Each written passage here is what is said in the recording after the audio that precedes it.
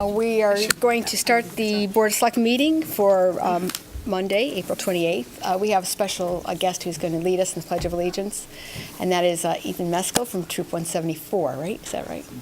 175. Don't tell Mr. Meade I got the troop number wrong. I'm going to get in trouble. And he's a candidate for Eagle Scout, so thank you for joining us. Go ahead.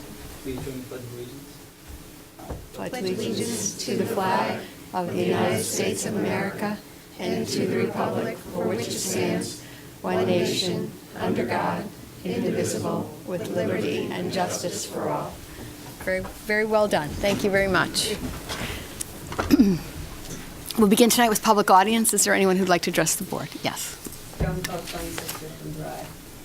We have all witnessed the article after article describing the financial crisis in Connecticut that trickles down to Simsbury. An article in the Hartford magazine states that Simsbury has the highest mill rate in the surrounding areas. This equates to higher taxes. According to the Hartford magazine, the estimated property tax for a $300,000 home in West Hartford is $10,890, Granby $10,449, Glastonbury $10,530, Canton $8,073, Avon $7,896, Farmington $720,221. Simsbury tops the list with $11,553. Until we become competitive with the surrounding towns, there will not be any economic development. With fewer people will be buying homes in Simsbury, and companies will not elect to come to Simsbury.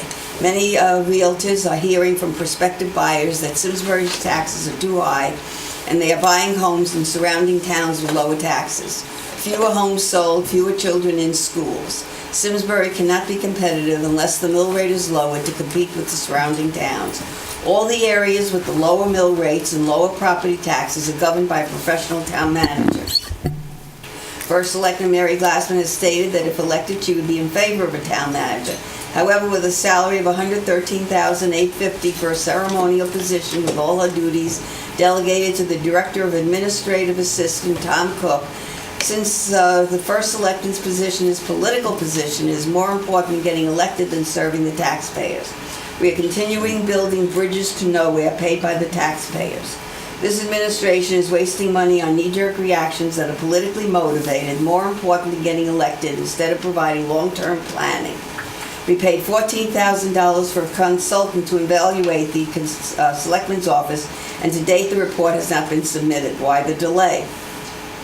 The personnel in the Selectmen's office, including First Selectman, consists of a Director of Administrative Services with a salary of $104,508, Director of Deputy of Administrative Services with a salary of $71,235, with an additional payment equivalent to his additional services as Finance Director with a salary of $90,000.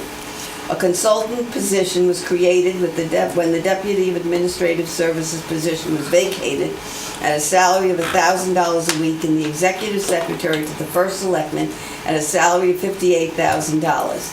This is without the $15,000 additional costs associated with all employment salaries. The Simsbury Farm Special Revenue Fund is $235,000 in debt and has to be funded by the taxpayers through the general fund. Although they have lost money year after year and the golf lobby has continually given excuses for their losses, they are being rewarded for performance. At the last Board of Selectmen meeting, this board has condoned the poor management and losses of the golf course by giving them another mechanism for losing money by authorizing a complimentary greens fee policy while the taxpayers pay for their losses. For over 30 years, Mr. Toner, Director of Simsbury Farms, had not had a free pass on the golf course, but now as a perk for poor management, we are allowing him to play golf for free, taking time away from his planning on making the golf course self-sufficient. When the taxpayers voted for the golf course as part of Simsbury Farms complex, the only person to get a free pass was First Selectman Rush Shaw. Now that we are losing money, everyone has a free-for-all. Why the change in policy? Why is this board rewarding employees for losing money? Is this fiscal responsibility or political expediency? Why is Simsbury Farms Golf Course promoting the golf course on Groupon, once again giving away rounds of the golf course? Why should the taxpayers bail out a failing activity? A recent article in the Hartford Courant stated that 700 employees from the Hartford are being assigned to the main office in Hartford. We are told by this administration all is well for 2 years. This appears to be immediate action. What are the future plans for Ensign Bickford? What other issues have our leaders been hiding from the residents? This loss in employment is affecting our businesses in the area. Eventually, the building will be demolished, and Simsbury will have a revenue deficit of $1.6 million. Our budgets that are before the taxpayers are predicated on false assumptions. We will lose the revenue from the Hartford, our investments will not get a 7% return on investments, and the Simsbury Farms Revenue Fund will continue to lose money. The schools will receive less money from the state since $3 billion are being funneled into private magnet and Carter schools. Capital improvements have been used for offline expenditures with increased spending and debt for over 10 years, although our revenues are diminished. I cannot support any of the budgets presented, since they are presented to the taxpayers with unreal expectations of our future grand list and the manipulation of expenditures for political expediency. The only new business we have in town is the illegal marijuana factory supported by our elected officials. It appears from the floor plans that there are many specialized activities with various offices that should be regulated. Who will be responsible for overseeing this activity? The federal government has designated marijuana Schedule 1 narcotic, punishable by prison sentence for people associated with the growing and distribution of marijuana, and yet Simsbury embraces this activity as economic development.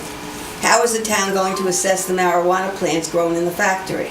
Now that Simsbury has embraced this illegal activity, how is this administration going to provide for the safety of the children in the homes with many residents using medical marijuana? Will the town be required to call DCF to protect the children? In a rush to get tax money, the state and the towns have lost sight of all the impediments to these activities. Why should Simsbury be known as Pot City? It is time to put the genie back in the bottle. The benefits do not outweigh the cost to society with health risks and mental illness. I recently asked Superintendent Matt Curtis if anyone in the school administration will be appointed to the governor's task force to review the Common Core standards and to receive input into the implementation of this educational process. I was told that Simsbury was not asked to participate and therefore does not have a place at the table. Why is our Board of Education eliminated from the process that will affect our students and educators? State charter school statutes typically relieve charter schools of state and local regulations so the schools are free to innovate and experiment. Homeschool children are exempt from the Common Core curriculum. Why should public schools have a rigid curriculum when others are exempt? Our educators and students will lose when educational standards are developed by Wall Street instead of Main Street. Thank you for listening, and all my comments will be on www.simsbury.com and the Simsbury patch. And here is the picture of the floor plan of your wonderful marijuana factory. Sorry. Thank you very much. Anyone else who'd like to address the board? Yes, sir. Yes, sir. Robert Kalishman, Simsbury. Thank you for allowing me to address the board.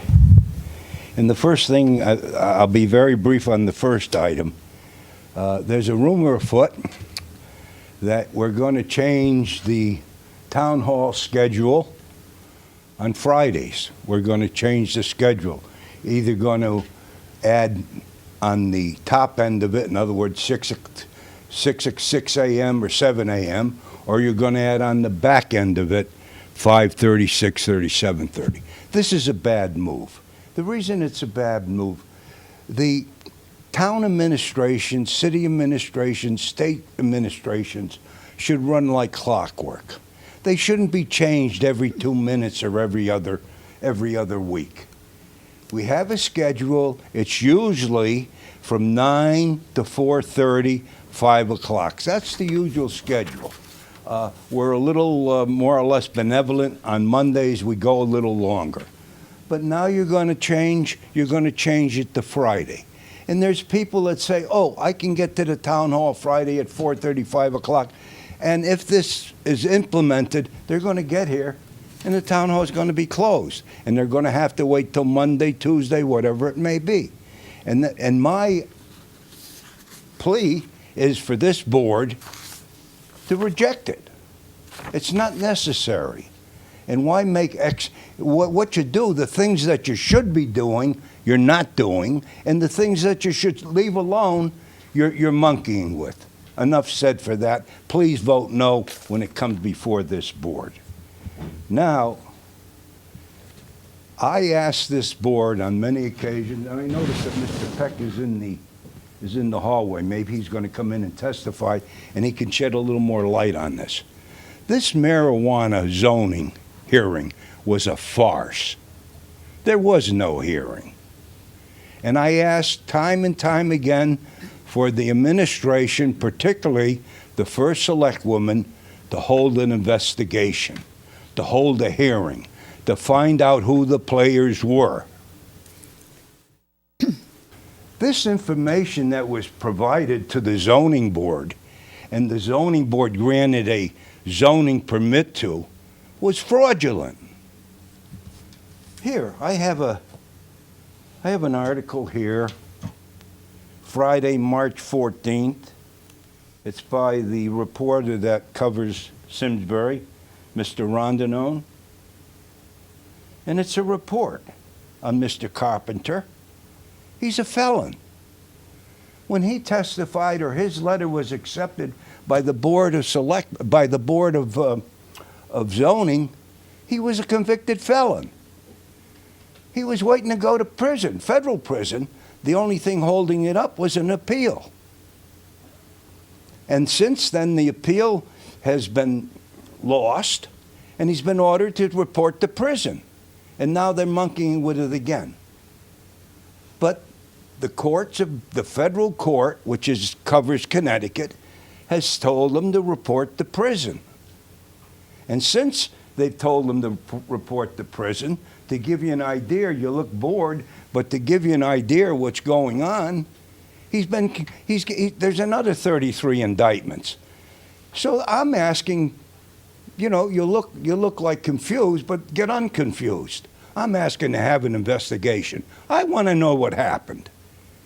And if you're not going to do it, I'm going to go to the state, or I'm going to keep on knocking on doors until somebody comes to town to investigate what's going on here. It's wrong.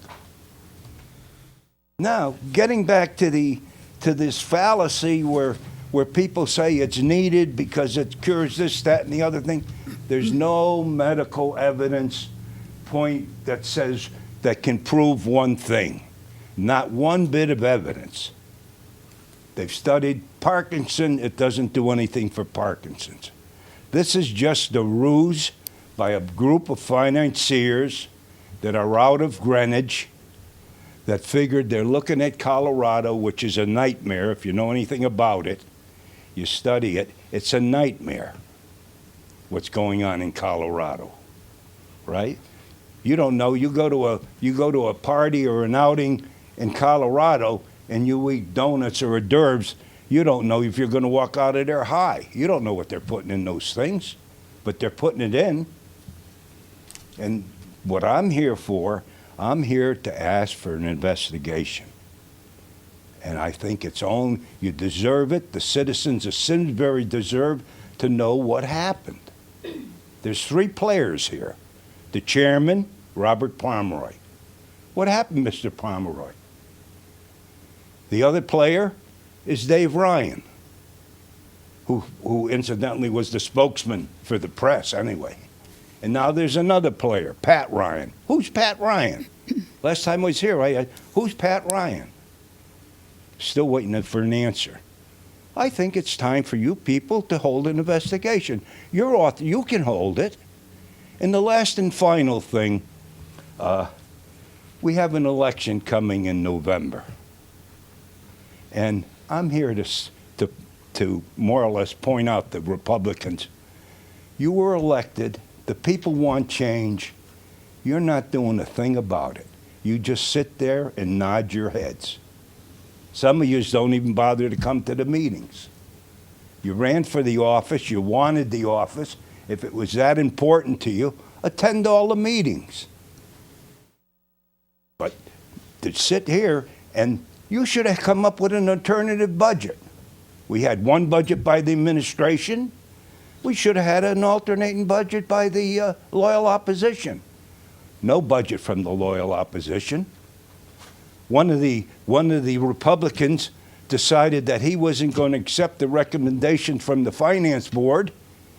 And what happened? We had a catfight between two Republicans right in front of everybody. The administration, the town is not being run properly. Not being run properly. Our priorities are so mixed up. I don't know.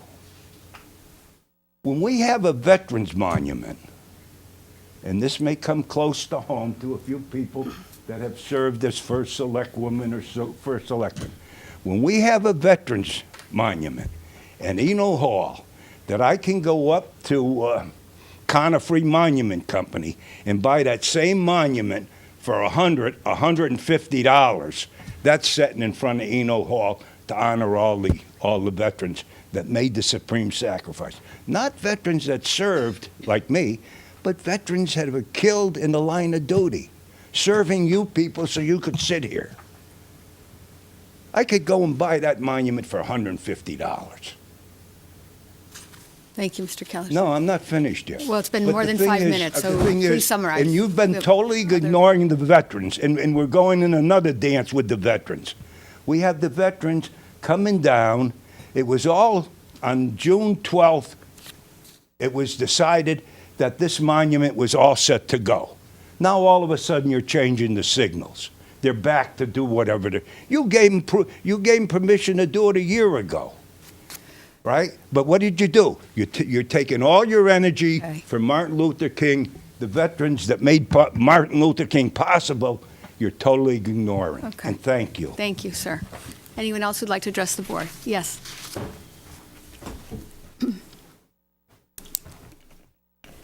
Stephen Arzik, 119 East Weetach Street. I want to talk about land use, but I'm first going to share a story. Excuse me, if I could have it quiet so other people can speak, that would be respectful. Thank you. Since my mom passed, it's been kind of hard for me to deal with a lot of things, and one of them was I went to Ash Wednesday Mass, and I cried through the whole thing. So I said to one of my friends, you have to go with me to Palm Sunday Mass. You have to go with me. I cannot go by myself. So she went with me to Mass. And Father McTerra's kind of dry, but a kind man, just the nicest guy. And we're sitting in Mass, and at the end of Mass, he said, I just want everyone to know that there's a big basket of palms in the back, and there's an old Italian tradition that you should take a handful of palms and give one to every person that you're mad at, because it's an old Italian tradition. My friend leans over to me and said, you're going to need the whole basket. So, that being said, I'd like to talk about my drainage problem on my street. So, basically, the woman who had an option on the property across the street is coming back in again to the historic district to try to get something put in. I haven't even seen the plans. I don't know. It was denied initially, apparently because of the size of the barn and the house, the barn, and the tennis courts. In addition, there's drainage coming from up on top, so even if she fixes her drainage, she's going to have drainage coming down because it's coming down on all of us. So that really needs to be dealt with. And I'm not sure what's going to happen, but I've been told that staff had suggested that she could pursue a lawsuit because she's got enough money to sue to get what she wants. Now, last I checked, it's really not responsible for staff to be in counsel to an applicant on the fact that they should sue the town. And that's probably something that needs to be looked at by the risk manager and possibly the town attorney. So I didn't grab a handful of palms. I was stupid because, I mean, if I had grabbed a handful, I probably would be out of them by now. But if I had, the person that I met at that's outside the room, Mr. Hiram Peck, is the one behind all this. So I would like that looked into, in addition to the fact that I would just remind you that the drainage needs to be dealt with. Thank you. Thank you very much. We're sorry for the loss of your mom again. Is there anyone else who'd like to address the board? Okay. That being said, I did want to address Mr. Couchman's request for an investigation for the medical marijuana facility. If you recall, I did put this on the agenda. It was voted on by the Zoning Commission. This Board of Selectmen doesn't have any purview to review land use decisions, but I did want to give the board an opportunity in case anyone did want to pursue more information. I'm happy to provide it. I mean, is there any concern from town staff, town council about the process? The process was followed. There was an appeal process. We went through all this. We did have, if you remember, Right. if you were at the meeting, Tom did a presentation in the process. There was a public hearing conducted. There were no persons who spoke in opposition at that hearing. Right. The hearing was closed. The board made a decision. I don't know if there's any additional information the board needs. I mean, ultimately, the state of Connecticut awarded the site. Correct. The zoning commission didn't award the site. This board didn't award the site. Correct. The state of Connecticut chose the site. Correct. Well, no, that's not true. The state of Connecticut authorized the site, but the zoning commission in Simsbury had to allow it. Well, they had to allow the use first. They had to allow and the then use, right. the There was a contract request, I awarded. did forward information from town council, if you remember, on moratoriums. The zoning commission did have an opportunity to consider a moratorium. They chose not to do that. They chose to pursue the application. But I just, in respect to Mr. Couchman's request for an investigation, I just wanted to see if the board needed any additional information. And are all those documents a matter of public record? They are a matter of public record. Accessible Yes, to they are. anybody who might want to review them? Correct. Okay. All right, seeing none, I'll consider the matter closed. Thank you. We'll move now on to presentations. I don't believe there's anyone here from the Simsbury Gridiron Club here this evening. So I think we'll just table that. The Simsbury Gridiron Club is looking to refurbish their workout facilities at the high school, and they will be starting to collect donations. It's a worthwhile project, and we'll have them back at another time to give the details of that report. The next presentation is the Main Street Partnership, Update and Economic Development Efforts. Main Street, Simsbury was the first town in Connecticut to be a Main Street Partnership, and that was due to the efforts of a lot of people, including former First Selectman Anita Miller, who's here tonight. We're proud of that longstanding partnership, and I know we've been a model for how many other towns, Sarah, that have now have a Main Street program throughout There's Connecticut? over 60 that are part of the Connecticut Main Street Center network. Over 60. So that's, they say copying is the highest form of flattery. It is. So it's wonderful. It's been some time that we've had an update from Main Street publicly. We know that we've had a lot of discussions at the Economic Development Commission meeting, and we thought it would be helpful for the residents to hear a lot of the exciting things happening in Simsbury. So, Sarah, welcome. Thank you. I'm going to be brief. I've been told it's Monday night, and there's some very exciting TV on, so I will be leaving to go see it. But I wanted to talk about Simsbury on a positive note, and I know there's been a lot of concerns, but I think that Simsbury is an amazing community, and it's due to the partnerships, it's due to the organizations, it's due to what we talk about as the power of place. And we have, the veterans here who we've been thrilled to work with for the last couple of years as one of those organizations that's really fantastic, and there's many like it.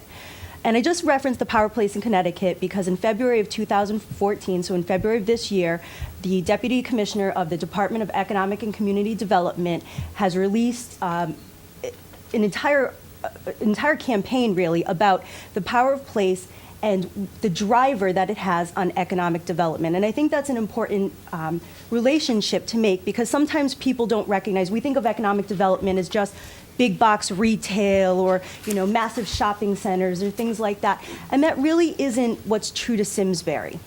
And so I kind of want to set this, in a different sort of framework that fits within what Simsbury's economic development is. And I really like his subtitle. It talks about weaving the threads of branding, innovation, history, art, and tourism into the fabric of place. And I won't touch on everything, but we've done each and every part of that. And we're currently working on this, as a collaborative effort with a variety of entities along in partnership with the town of Simsbury. And again, I'm not going to go through all of the things, but I think some of the really impressive stuff that Kip pointed out that makes place are things like recreation, nature, performing arts, history. These are all things that Simsbury has prioritized. When we talk about things like tourism, Simsbury's focus is on heritage tourism. We're not Disneyland. I don't think we ever want to be Disneyland. We're very authentic. And so what we do is, as tourists, that's the type of thing that they're looking to explore, to experience, are those real authentic places. And in Connecticut, we're not like Florida.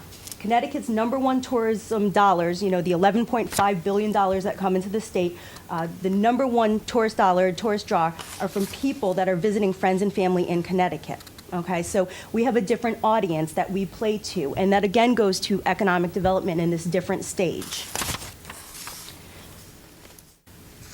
And I put up there, I think that we need to more clearly and concisely define what our definition of economic development is, and I think we've done so. We've done it through the Plan of Conservation and Development. We've done it through our award-winning charrette and then our zoning regulations for downtown. We've done it through the town surveys. We've been doing this for 25, 30 years. And I think that we really have to pay attention to that because we have made these choices through very careful, planned, reasoned ways that says this is the direction that we're going to move in. Things like performing arts, which, we're the summer home to the symphony. We're also going to experience premier concerts, bringing back people like Willie Nelson and Alison Krauss, which are fantastic to bringing in tourists and also letting the residents of the valley know what we have to explore. The bike trail. I don't want to separate bike because there's been so much emphasis on bicycling, which is fantastic, but it's the bike and the pedestrian together. That's a conversation that I think has been really exciting for the town of Simsbury. And it's changed the way that planning and zoning are looking at applications. You're talking about planning and zoning being more intuitive about, what's the connection to the bike paths? Let's re-explore the east-west crossings. The Pinchot Sycamore tree. Just as a reminder, Simsbury made national news yet again. We did it for Martin Luther King for the documentary that the students did, and I worked with that committee. We've done it for Preserve America and the dozen distinctive destinations, and we've done all of these accolades. But we did something with the Pinchot Institute for Conservation, which was this beautiful documentary on Gifford Pinchot, Simsbury's native son, and it again drew, it put us in the spotlight in a very positive way for being conservationists, for being very careful in our planning. And then, of course, our farms.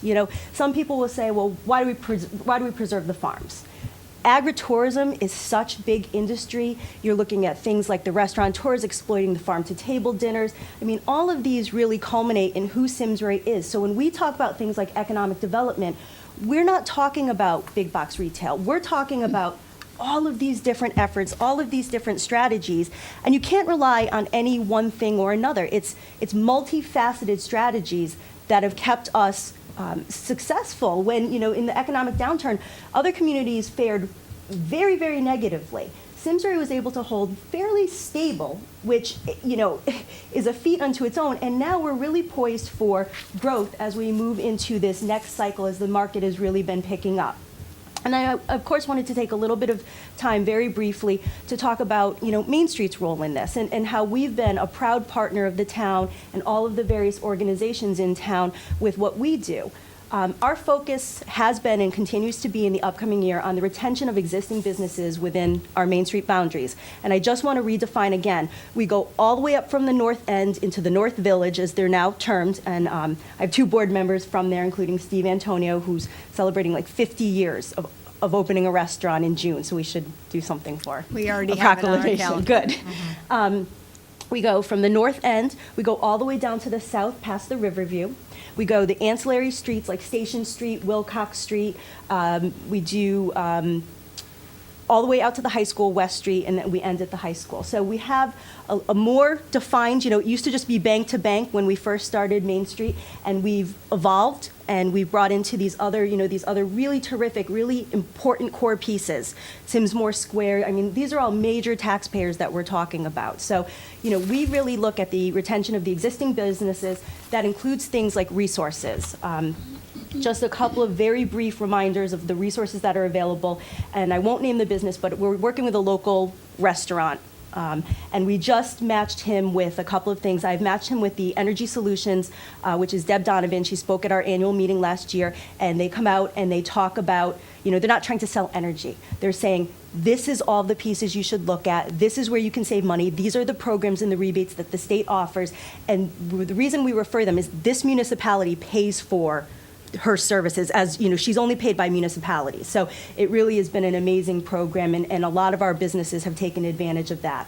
You talk about things like DECD, and we brought out somebody to talk about the Small Business Express loans, and we're matching people again currently. I'm working with Susan Chen, who's been fantastic as our contact person from the state, talking about ways to help get business loans and also money for infrastructure. And then finally, just a reminder that the Department of Labor is doing their Employer Step Up Conference at the Simsbury High School. They're doing it on June 19th. It goes from 7 to 10:30 a.m., and it's a way for small businesses to come and take advantage and look at some of the resources that the state has to offer. Main Street is a partner, as is the Chamber of Commerce and some of the others. So it's something very exciting. And at 8 o'clock, actually, the state agencies will start presentations. So these are just a small sample of the types of resources that Main Street works with our partners that we help provide. And then the one thing I shouldn't forget to mention is the Connecticut Small Business Development Center, which is a federally funded program. The resources under their new director are absolutely amazing. They can do targeted business information. They can do financial forecasting and planning, market plan help, you name it. There is no charge. It's funded through the state, and also it's part of the federal government.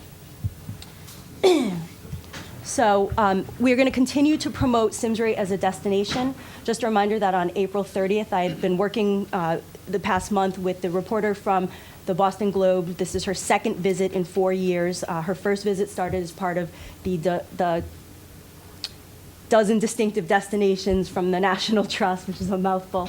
So she will be producing her article. It comes out April 30th, just a couple of days. We work with the Curran and Nick and everybody, to talk about what's happening in Simsbury as a destination. We've done things like wedding packages. We've done packages for heritage tourism. We've done bike packages where you can rent bikes at the bicycle seller and stay overnight at the Simsbury Inn and explore. We've done picnic under the stars packages. We did the hockey tournament packages, you name it. So again, putting Simsbury as a destination and making sure that the businesses feel the benefit. Because I think, I'm not sure who brought it up, but a very legitimate concern for us is for Main Street, it's not necessarily just the Hartford leaving, but it's the impact that it has on our secondary businesses. How many less children will be in childcare? How many less cups of coffee as people are driving, less commuters are driving through Dunkin' Donuts? That's always been, I think, Main Street's real issue is how does this impact our mom and pop businesses who are going to feel this in ways that they haven't felt yet? Some of them are not experiencing yet. Continued implementation of the award-winning charrette, and I know I'm going to make some people mad, but I can't say enough what a absolute asset our town planner is. I've had the privilege of working with several town planners, and I work with several across the state, just so you know. And the charrette has really done for Simsbury, has been a positive economic catalyst. And what we're trying to do is now leverage funding so that we can accomplish and implement all of these projects by lessening the burden on taxpayers. And I think that's important. We want to be doing these public improvements, but we want to be making sure that the tax community, the taxpayers aren't feeling the brunt of things like this.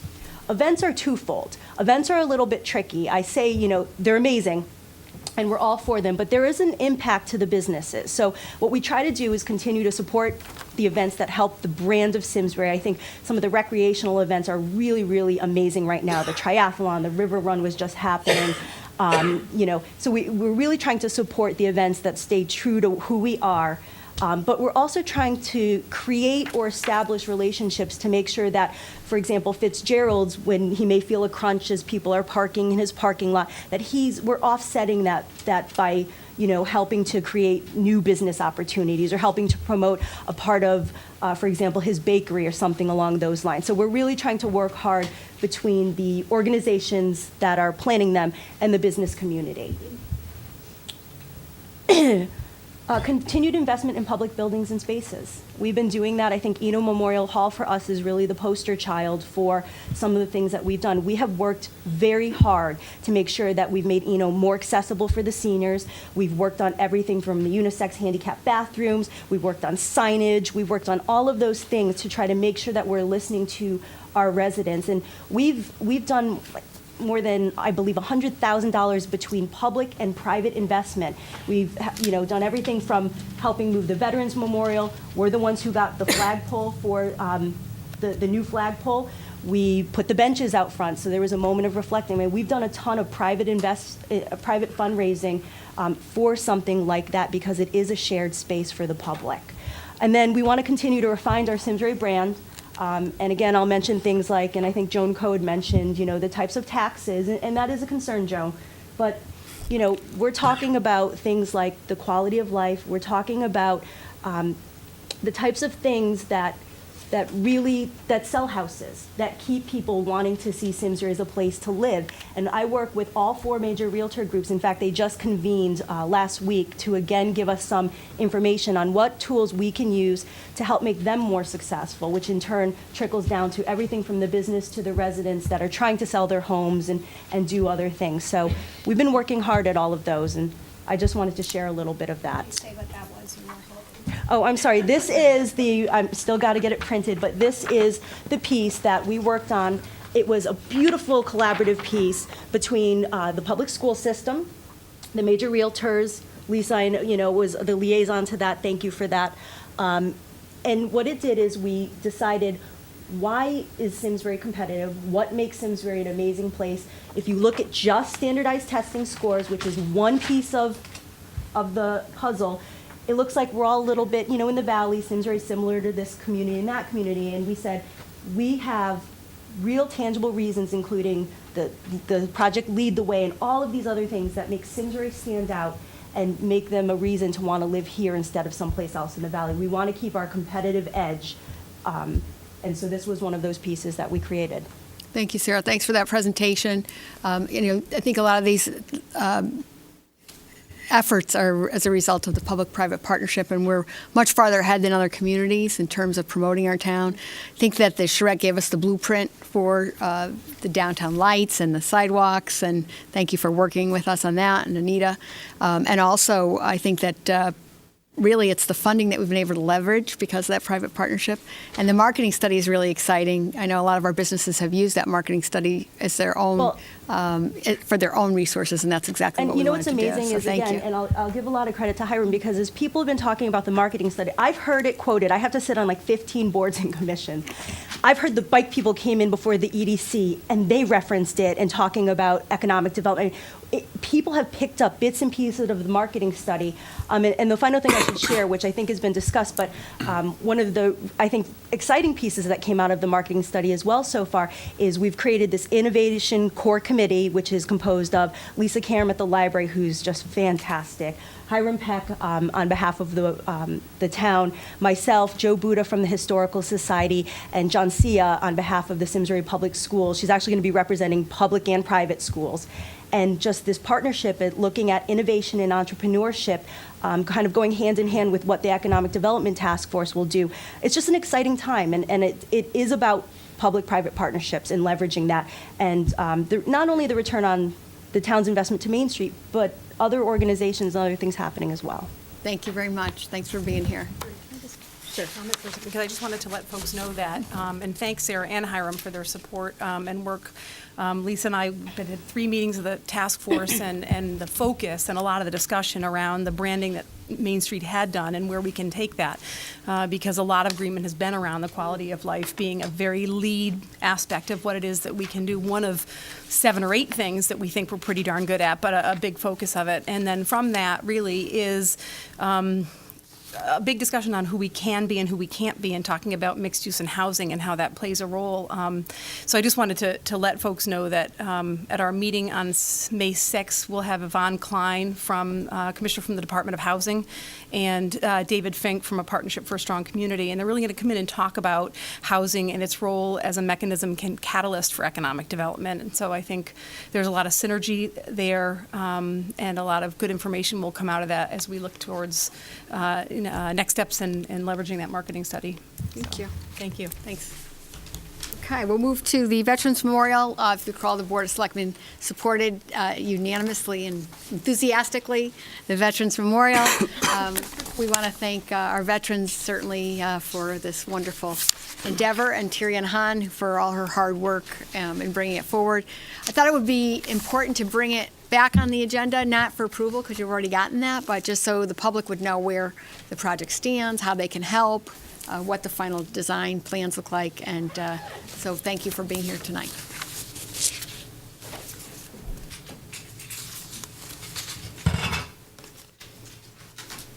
Len, do you want to introduce everybody? That would be great if you could just take a moment to introduce who's here this evening. Gentlemen sitting next to me are Bruce Elliott, Scott Forrestal, Ray Jennings, and John Fox, all members of the committee. Most of them have been involved right from the outset, and Ray has agreed to take over the responsibility of handling the fundraising aspect of the project from here on. Thank you. Thanks, Len. Thanks for all your hard work. And we'll make sure to send checks to Ray. That's the idea.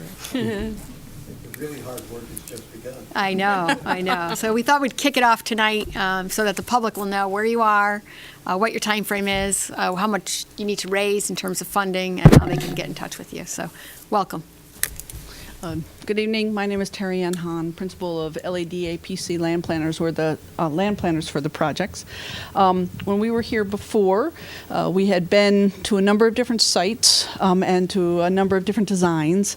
And over the time, I think the location, once we identified right at the drive going in towards the library, became sort of a good solid location that everyone felt that would be suitable.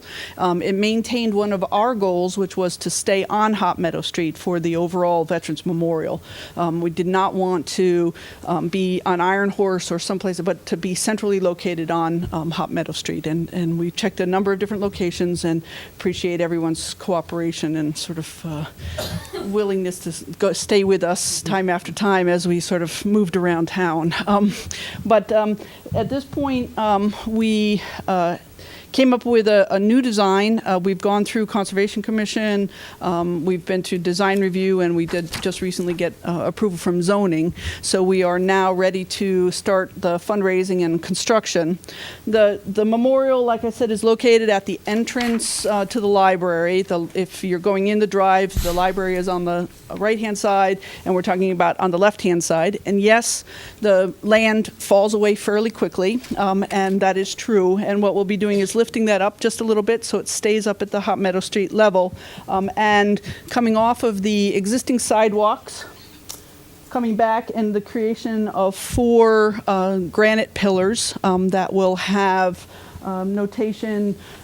Specifically, these are for a memorial to indicate those who sacrificed their life during their service for the town from the Revolutionary War up to now, which is over 100 names, and will be indicated in the middle 2 columns with their names on it.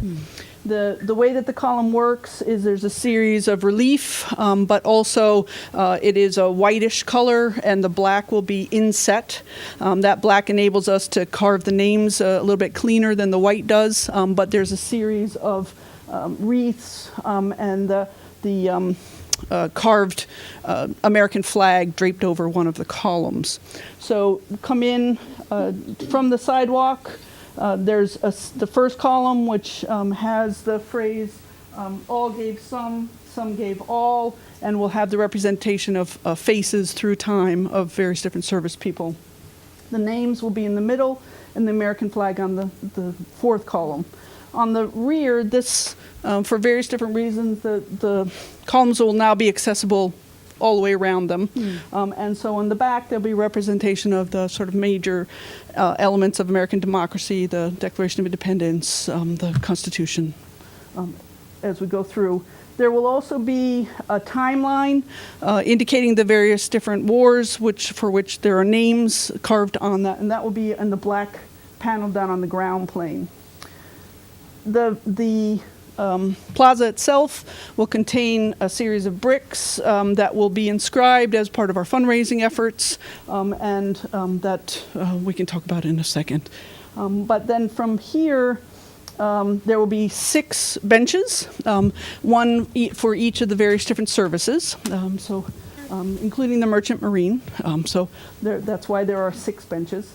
The land will then be flat and then slope downward towards the stream. That hill will be covered with a series of rhododendrons and potentially mountain laurel to sort of keep that so that we're intending to have it bloom around Memorial Day is the ultimate goal. Nice. There'll be a flagpole, which will be located in line with the columns, but outside of the actual plaza. That will be the first thing that you see really when you're coming from the south towards the north. You'll see the flagpole. And just because of the way the orientation of the street is and the fact that, frankly, I would rather not distract anyone from the road. Thank you. From that particular direction, it is much more visible from north to south than it will be from south to north, which is fine for us. That's exactly what we're aiming for. At this point, with the approvals, like I said, we'll start the fundraising effort. Len, do you want to say anything about it, or should I just sort of give general? Okay. You're doing Okay.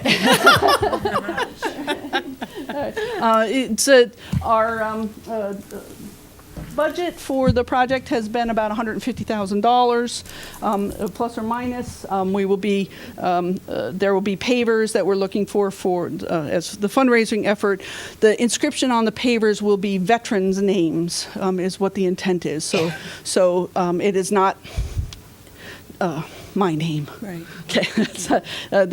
But to help to sort of tie this into continue the idea of as a veterans memorial. The specifics will be, I'm sure that there'll be a website and there'll be a series of notifications in terms of the specifics for that fundraising efforts. I believe that the overall fundraising is just started, and so looking for corporate donors and that sort of thing. So that, again, there'll be more information with respect to that. One of the things that we were interested in was the possibility of some nominal in-kind services from the town. I understand that there's some available dirt that we might be able to use, and that would be a delightful thing if that was available. Not that dirt. The easiest thing we've been asked for, right? But I understand that there's a pile that is available, and so if that is something that would be acceptable, then that would be great. But I'm sorry. Is there any parking that's associated with that? Are you going to use the library's Not directly. parking? There's the library parking is just over here. And on the other side of the stream is all the new parking that's associated with Boy Scout Hall. Right. And it's just a short. Okay, so there won't be any additional parking No, spaces? we're not proposing any additional parking spaces. No. It's right off the sidewalk, so it's part of the pedestrian environment. So. Thank you. That's excellent. Thank you for bringing this forward. Any other questions from the board? What, you said a website? So we can give you money? I don't have a plug for one. Notifications Soon? will be forwarded very shortly. Great. Okay. Thank you. I think, Sean will take your check. Take your check there you go. Do you have a time frame on this, or you're waiting to see how the fundraising goes? Or? The kickoff will probably be Memorial Day, and we'd be doing fundraising up until probably just past Veterans Day, in time for, think of it in terms of your Christmas gifts for your loved ones, and then start construction in the spring. Great, thank you. This is great. And I think what we'll do, Terry Ann, is if it's appropriate, we'll work with the veterans to come up with an in-kind list of what needs to be done, and then the Board of Selectmen can vote on authorization to allow us to do that. So if that works for you, we'd love to support you, continue to support you. I think this is going to be a great spot for you. We'll take all the dirt and sand you have. There you go. Well, it's a great design. Thank you, Terry Ann, and it's a great location. It's certainly a great cause and a great honor. So we look forward to working with you. Thank you. Okay. Good. Been a labor of love. I know. Well, thanks for the update. We appreciate it. Thank you very much. All right, Thank you. Thanks for being here. Okay, we'll move to our agenda items. Our first is the first Selectmen's report. I'm pleased to announce the referendum on the budget and capital projects will be held on May 6th, Tuesday, at Henry James Middle School from 6 a.m. to 8 p.m. All the information on the budget and capital projects are on the town's website at www.simsbury-ct.gov. I want to urge all eligible voters to participate in next Tuesday's referendum, and my thanks to the Board of Selectmen, the Boards of Finance, and the Education, and our town staff for their hard work in bringing forward a budget for the taxpayers to vote on. Just also want to thank the Simsbury Public Library. The Simsbury Public Library had its wonderful Innovators Fair this past Saturday. I want to thank Lisa and Cheryl for joining me there for ribbon cutting, where we cut the ribbon on the new 3D printer at the Innovators Fair. There was wonderful donations that made the gift possible, one from the Kelly family in memory of Eunice Kelly, and one from Simsbury Bank in honor of Anthony Basiglio. So we want to thank both the Kelly family and the Simsbury Bank for their generous contributions.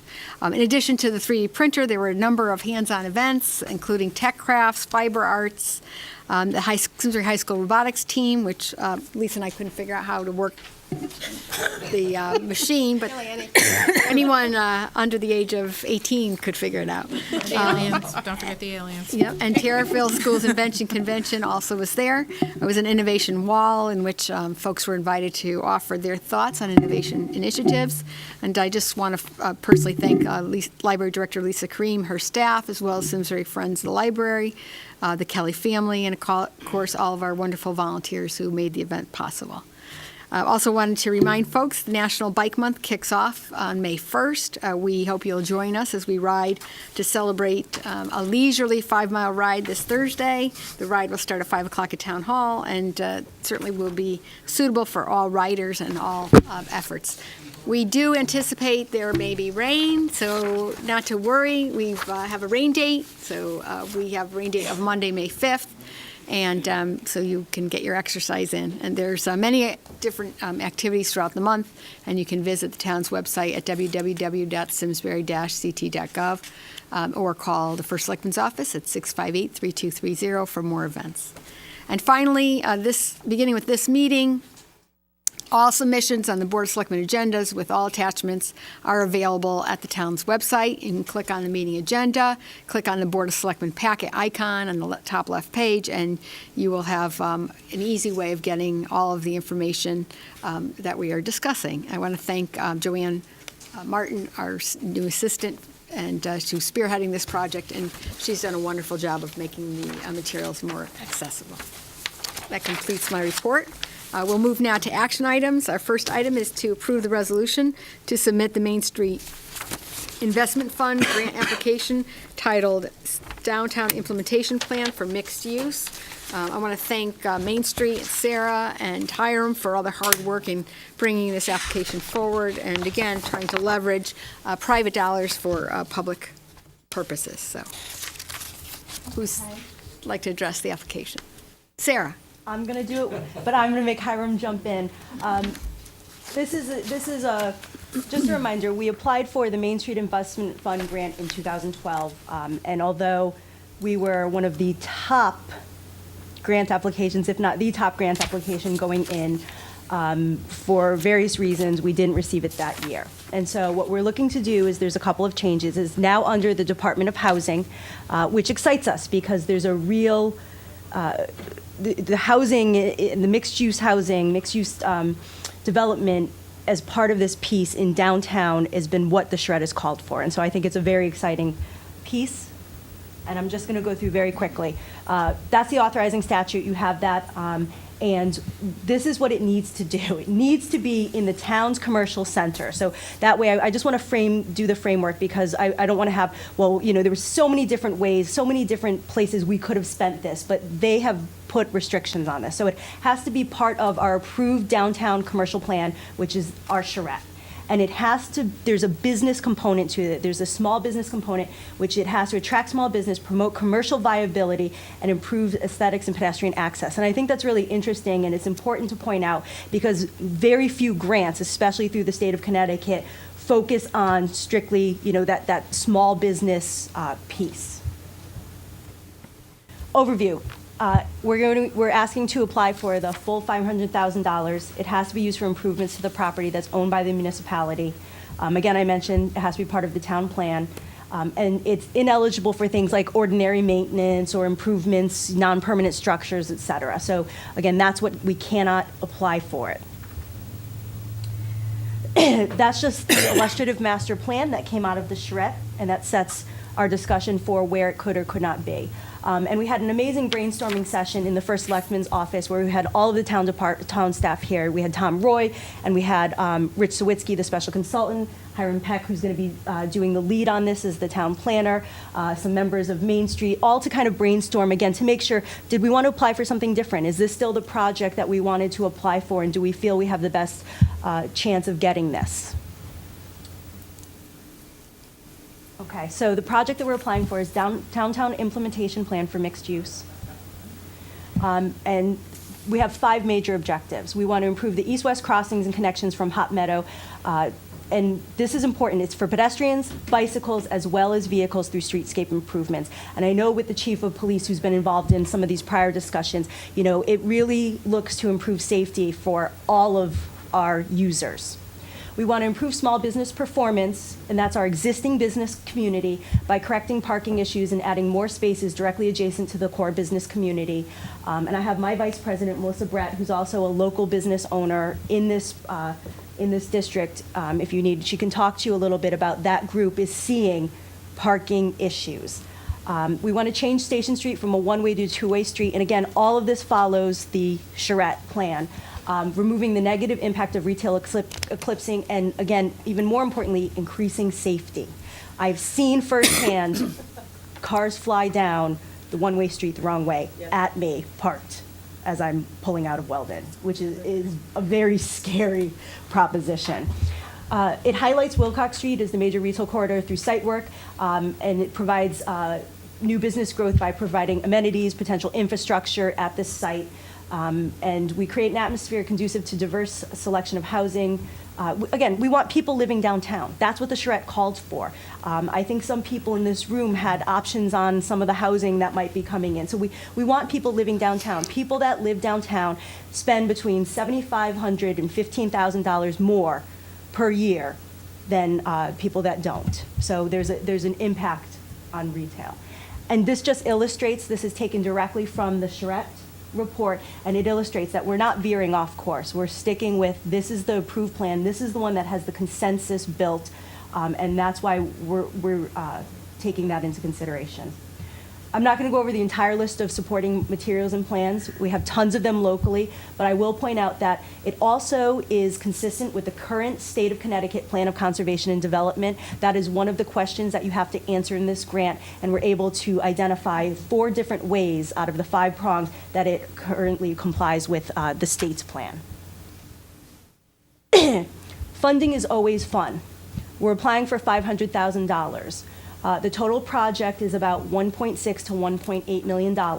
But if you look in, and this was taken directly from the finance department, if you look in fiscal year 2018, we have currently allocated $1.3 million for center area charrette improvements. So this would be matched, again, taking some of the burden off of the taxpayer by leveraging other dollars available to get projects done.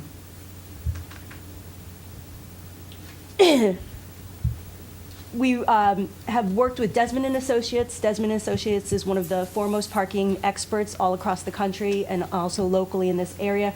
And what they talked about is doing a consulting team, which would talk about everything from streetscape improvements. You would need the planner to address, utilities. But again, our focus really is on making sure that we have a safe environment in that crucial retail corridor that we've identified with the charrette, that's safe for the pedestrian, the vehicle, and the pedestrian, the vehicle, and the bicycle. So this would do all of the following.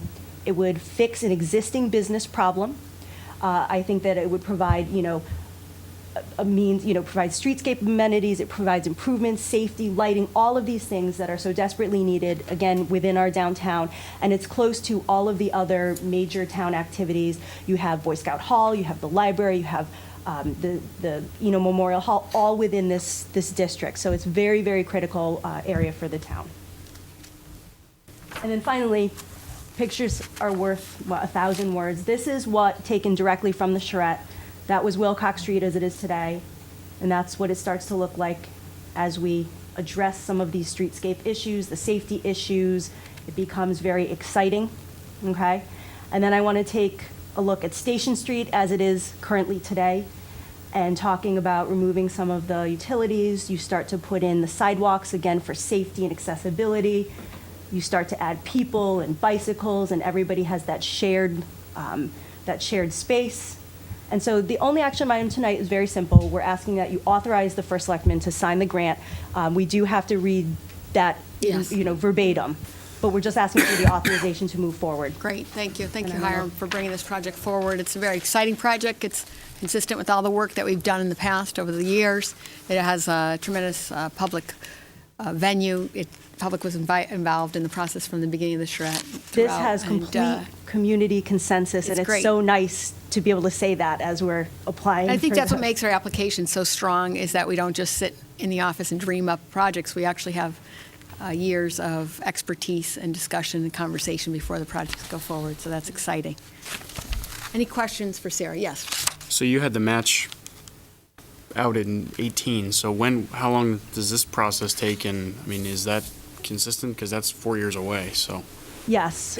Well, I can't answer that definitively because the state took markedly longer than we thought they would take in the first round of grants. But I will say that it's earmarked for 2018. It looks like we could be in 2017, 2018, working with both, again, Hiram is the lead, but working with Rich, Jeff, and Tom Roy. There are ways to do some portions, should we get this grant, to do some portions to prepare the site for all of the streetscape improvements. So I guess where I'm going is if we got this next year, we don't all of a sudden have to move up to $1.1 million, and that just comes out of nowhere. We don't have any money from the Right. state, so it would not make sense to move a project based on nothing. The time frame gave us time to look for these. It was exactly what we wanted. Yeah. Put it in the budget for a couple years out so that we could use that time to try to find matching funds. And so, that's what we're doing. If we do get the funding and if there is some time frame that the town needs to meet, we could revisit it during the budget process next year Okay. and evaluate. But at this point, it's not as if there's It's a good problem to a have if we match have it. that's It not is, absolutely. anticipated. Yeah. I think we Yeah. did a good job of anticipating Mm-hmm. the total funding and then bought some time to leverage some of the private resources. So, if we should be so lucky to get the grant, and we work with the state to get the time frame, we would, certainly one of the first issues would be whether this time frame matches the time frame. There's also a number of, you heard the details of the project. There's a lot of details, and there's not a lot of design work and architectural work that would have to be done that takes a long time. So Yep. Yes. if the awarding of the grant isn't done soon, which it probably wouldn't be, then we're looking at, the end of 14 and, pushing the 15, design 16, work. yeah. So there's Yeah. plenty of time We'd almost be, to look at the quite match. frankly, we'd almost be exactly right on track. Right. Okay. And this dovetails with the 500, was it the 500,000 we That's what I already was did? going to ask. We approved $540,000 in Last last year's year. budget for streetscape For improvements. streetscape, but that's what we're working right now with the subcommittee to look at how that funds would be spent. If we got the grant, then the subcommittee's going to come back and recommend how this fits in with that. So Okay, but that would be- it would It would be a piece. We've Theoretically, talked it'd be about, a piece. Okay. yeah. The And again- allocation was made by the board, and because we didn't have the grant, we've held the spending of that money in abeyance until we Okay. try for another grant, and we've already had a number of meetings and discussions about how that funding would be spent. That makes And again, sense. this is, it's a real tribute to the town staff because you have the town engineer, the town planner, and the director of public works all in a conversation, understanding how this would play out and how it would make sense and what funds would go where. So they all have a role. Exactly. Thank you, Sarah. And, what we didn't want to do is spend the money quickly and find that we could have gotten a grant. Absolutely. So we've been very diligent and deliberate about how the process will unfold because we wanted to buy some time to look for other sources of funding. Lisa? Thank you, Sarah, for that. And I think it's a nice segue after your presentation on economic development. The point it's worth making again is he didn't just come up with economic development as an idea in the last 2 months. We've been doing it for 15 years. I was 20 corrected, years, actually, 30 22, years. yeah, I was told 25 by 25 my years. resident expert. Well, the point is, these things are not just, let's do it. They're the result of long years of planning and hard work, and so I want to point that out. And the other thing I want to point out about this additional parking, is that it's not just about parking. No. And in fact, that's secondary. It's really about lifestyle and accessibility. And one of the things you mentioned that you didn't mention tonight, but that you've mentioned to me, is there might be a bike station in there to repair Actually, bikes. yes, I'm sorry, I should have mentioned, what we really look to do with this entire piece is address all of the safety and security issues on that site so that we could prime it for better use. That includes things like having, for example, as you start to have this major retail corridor, you're talking about bike amenities such as bike stations, like we're going to have, I believe, on at the Boundless Playground. But you're really talking about setting up the center of Simsbury for use by everybody. That's what we intended it to be. We want it to be a walkable, rideable, bikeable downtown with people living in it and spending their money here. And again, the recognition of what we are and what we can be and what we don't want to be, this fits directly in line with what the residents have overwhelmingly said for the last 20-something years. This is the direction they want us to go in. And so it's exciting to be able to utilize, other dollars to try to make these projects a reality. Yeah, and that's a good point Lisa made, and you made, Sarah, about if we have a vision for Simsbury as a bikeable, walkable area, you have to put the infrastructure in place to do that and to retain and attract businesses. So just as Melissa, we want you to stay and grow, we got to make sure there's place for your customers to park. Absolutely. So, it doesn't sound very exciting when you talk about, using grant dollars. Yeah, streetscape. To And do it doesn't parking, sound- but without the parking, none of the other visionary ideas that we have about people and biking and walking and businesses can happen. So thank you for bringing this forward. Any other questions? Is there a motion to move this item? I'll make that motion, and I know what that means. Someone's got to read it verbatim. That's my only caveat. Do you want me to read this first before I, okay.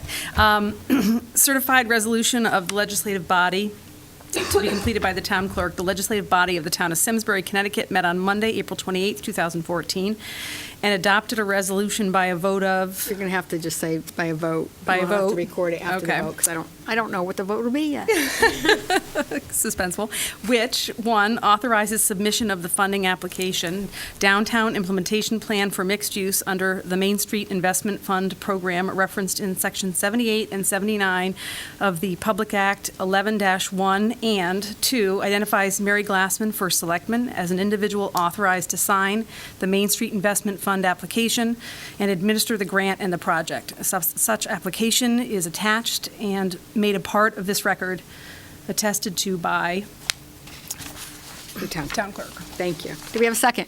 Second. Any other questions? All in favor? Aye. Any opposed? The motion carries 5-0. Thank you very much. Thank you. Thanks, Hiram. Good luck. Next item is to approve tax refunds in the amount of $7,169.21. These have been reviewed and recommended by the town tax collector. Second. We have a motion by Lisa, seconded by Nancy. All in favor? Aye. Any opposed? Motion carries. Next item, and Hiram, while you're here, just for the record, we did refer the budgets to the planning and capital projects to the Planning Commission, and the Planning Commission did recommend approval of the projects. Is that correct? That's correct, unanimously. Great. Any questions on that? So we have fulfilled our obligations under the budget. The only remaining action on the budgets is vote by the taxpayers on May 6th. Thank you, Hiram. Next item is to just announce that the Old Drake Hill Bridge of Flowers will have Burgers on the Bridge event on June 18th. Because it is a town-owned property, we would like you to endorse the event. Because it's a nonprofit, we don't need to waive the fee. There's no fee for the use, but I would like the board to vote to endorse the program. I'll move that. I'll second that. All in favor? Aye. Any opposed? Motion carries. Doesn't say what time, you don't know, did they say it all? They're putting out An announcement, they'll let us know. the announcement, Yeah, and they okay. didn't list the time. Next item is endorsement of Solarized CT program. This is really exciting. Simsbury was chosen as part of a number of towns to kick off a 20-week program to offer solar programs at a reduced rate to our towns. We join 11 other towns that are offering Solarized Connecticut. Very exciting for our residents. We will kick off the event tomorrow at a workshop at 7 o'clock at Eno Memorial Hall. And there's more information available there'll be more information available tomorrow night, but we also did send letters home to all of our residents. This is I got a it. Very program nice. that the residents can take advantage of. We did not pay for the mailing, since Even that better. was paid for. That was going to be my question. Program. So we were asked to send out a letter by the coordinators of the program, and they pay for that as well. So we're thrilled that we were able to contact all of our residential users. Mark Scully's here tonight. Mark has done a great job in spearheading the application, first of all, and has done a great job in getting all of the pieces in place for tomorrow night's workshop. So thank you, Mark. I didn't know if you wanted to take a few moments and publicize the program. Please. Just very briefly, I think the one comment I would like to make is it's great having a team that has the strong support of the town. We've been working very closely with Tom Roy and with Jeff Shea. And I know from talking to people in other towns that have done Solarize, it's not always the case, but it's great having Tom and Jeff and to mobilize the resources and to just have the support. And a letter from you to the town is, I think, priceless. And so it's a great program. It's been very successful across the state. It's one of the most successful programs in the country for promoting solar. So we're really lucky to be in it. And again, thank you for all your support. Yeah, thank you. We'll report back to the board once we find out how many participants. It's a very short window. We only have 20 weeks to publicize the program, and any residents who'd like to take advantage of that program have to respond within that time period to take advantage of the discount. So while you can always do solar energy at your own home at any time, if you don't meet the window for the discount, then you're going to lose that opportunity. So thank you for your hard work, and the Clean Energy Task Force is hard work as well. So thank you. Our next item tonight is to move appointments and resignations. We have a list of them tonight. We need to accept the resignation of Jonathan Lashiver as an alternate member of the Historic District Commission. He's not going very far. He's on the agenda later to move up. But can I have a motion to accept? With our thanks, I'll move that. Second? All in favor? Aye. Thank you. We need a motion to reappoint Woody Edens as a regular member of the Housing Authority. I'll move that. I'll second it. Oh, go ahead, sold to Sherry. Aye. Okay, all in favor? Aye. Thank you. Next item is to approve Julie Carmelic as an alternate member of the Historic Commission.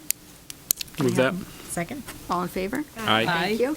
Next item is to appoint Jonathan Lashiver as a regular member of the Historic District Commission. I'll move that. Second? All in favor? Aye. Thank you. Next is to appoint Mark Scully, who's here this evening, as a regular member of the Clean Energy Task Force, so now he can get paid. I'll move that. Just kidding. Second. All of our commissions are volunteer. Thank Tell you Ika for I moved that. All in favor? Aye. Any opposed? Motion carries. Next item is to accept the resignation of Mark Lebekin as a member of the Culture, Parks, and Recreation Commission with our thanks. Move that. Oh, second that? All in favor? Aye. Thank you. Next is to accept the resignation, again with our thanks, of Mark Lebekin as an alternate on the Historic District Commission. I'll move that. Second. All in favor? Aye. Thank you. Next is to accept the resignation of William Fisk as a regular member of the Zoning Commission with our thanks. I'll move that. Second. All in favor? Aye. Thank you. And next is to accept the resignation of Diana Fisk as a regular member of the Library Board of Trustees with our thanks. I'll move that. Second. All in favor? Aye. Thank you. Next item is to accept the minutes of the regular meeting of April 16th. Questions, comments? I had one change on the last page. Ms. Hefner noted that Boy Scout Troop 76 made I just recognized something. I apologize. We do not, with Mike Payne being absent, we do not have, yeah, I don't believe we can pass this. I believe Mr. Cook has a rule on the minutes for when you were not there. Even if you're not here, you are able to vote on the Mr. minutes. Cook might want to but tell we- us the rule. But we Well, could wait. we would need Yeah. an extension. I'm just, Why take a risk? Well, Yeah. I'm just saying, it- yeah. There is a rule, FOIA does permit you to vote even if you were not at the meeting. But just We as a can courtesy to wait. Mr. However you Payne, want it. let's yeah, wait. we can wait. I would suggest that we table the minutes. Yep. since- Given the Yeah. Yes. This is a pretty important yes. Yep. Yeah, I minute, think so that's a good idea. I don't think it's appropriate. I didn't know Mike was not going to be here, so I apologize. Can I have a motion to table? Move that. Second? All in favor of tabling? Aye. Yeah. Next item is personnel. Any reports? Yes, we had a meeting of the Personnel Subcommittee this evening at 6 PM to discuss The first action was a proposal to change Town Hall and Edo Memorial Hall hours to be open later on Mondays to 7 p.m. and then close on Fridays at 1 p.m. They would forego lunch on Fridays to make that possible. It'd be the exact same hours. This was posted on the town's website on Friday. So while we felt this was worthy of consideration, we didn't feel there was enough notice to the public. There was a consensus of the personnel, although we did not vote on it, that this is something we would certainly consider favorably after hearing public audience. We were inclined to do it, but we wanted to consider it as a trial period and doing June through September so that we could evaluate at the end of that period. But we wanted to make sure that real estate agents, attorneys, and even members of the town staff who haven't had an opportunity to comment are all given the opportunity Great. to comment. Thank you. So you'd like that on our next agenda? We would. Great, thank you. Can I just say, June through September is just summertime, so it's just kind of more business is done during the regular months of the year, so I just didn't know if I just throw that out as a We did talk about that. There's a lot of real estate transactions that happen in the summer, so it's a good opportunity to try it out on Friday. And I think half of the 66 towns that currently do it in the summer. Got it. There is a summer only. So provision. we did talk about that. But we can evaluate Yeah. at the end of that okay. time if We'd we think see. we need to extend the trial period. We don't have, it's not No, yes or no after the trial Just period. see. Okay. Yeah, fair okay. question. So I thought that was your evaluation time frame, and I didn't want to negate No, a different, okay. we'll use it as an evaluation, but if we feel we need further evaluation, we can certainly recommend that too. Yeah, we're trying to be flexible. With the changing realities of work, family, and the economic situations, it And just might for make sense to do the it. public notice, not all parts of the town would be involved in this. This would be planning, building, engineering, IT, town clerk, tax, assessor, finance, first selectman's office, probate. Not included would be the Board of Education, police, public works, water pollution control authority, library, culture, parks and rec, and also the senior center would be included in that. The second thing we went to was discussion and possible action on responses to requests for proposals for town council and employment council. We took 2 votes on that, or we took 1 vote on that. One, we voted to recommend Bob D. Crescenzo of Updike Kelly and spell a CB. Thank you. I never say that last one. I always say Updike Kelly. We did recommend that the Board of Selectmen approve him as town council. We looked at the fees that he offered in comparison. There was no comparison. He offered very respectable fees. We confirmed with Mr. Cook that he has provided excellent service, and we have not had unduly amount of appeals or sanctions by the courts. He's done an excellent job. So given the finances of what we saw, it's important for the public to know that we did look at the value that we're receiving and did a very thorough analysis. And the numbers came back and they speak to, one, his excellence, but also the value we get from him. So it is our recommendation. I would ask this board for a motion to hire Bob D. Crescenzo of Updike Kelly and Spalacy. Okay, any questions? If I could just add on to that, Lisa, I think you did a great job summing it up, but when you look at the breakdown that we provided, I think it's quite staggering, the value that we're getting. And if you look at it, had the hours been billed out at a standard rate for the last 3 years, it'd be nearly $1 million in cost to the town, and we're getting that for $300,000. And that's one important piece of it. It's then, with the quality of service we're getting, we're I think getting great advice on our tax appeals, we're getting great advice on our subcommittees. We get significant hours from Bob himself versus associates versus other council, which I think is probably unique because obviously the partners cost the most. So after reviewing this, I'm glad we went through it to kind of have the validation, and I think it was a smart move for this board to do that. And I'm extremely comfortable with where we're at with his service, and again with the fees. So. And if I could just add just quickly that none of the other proposals came even close to the fee schedule that Bob proposed. And, after analyzing all the work he's done, the hourly rate was so much more favorable than anything else we saw. So it's really a good value for the town. Thank you for that report, and thank you for the recommendation. I just would add that several years ago when we recommended that we go to a flat fee, one important change happened, and that is department heads weren't charged with calling before they made a decision. And I think what you'll find, if you look back at the number of lawsuits against the town, you'll find we have less lawsuits because we were proactive in calling at no charge to get counsel before we made decisions and before we made mistakes. So I think it's hard to calculate the value of that in the process, but I think certainly if we track not only the fees, because that's obviously one measure of success, but also the risk management and the decline in legal fees that the town's been budgeting since we went to this retainer process is significant. So, And we did confirm with Mr. Cook that Bob has been a great negotiator and helped avoiding lawsuits, so we've been very pleased. great. I just wanted to echo, because it's definitely worth doing it when we talked about this initially and looking back to when the last time was that we did it. And I think that due diligence to the public to let them know that, again, it was, we knew from the onset, and Mary, you mentioned a process, but we wanted to go through it, and I think it was, it's confirmed.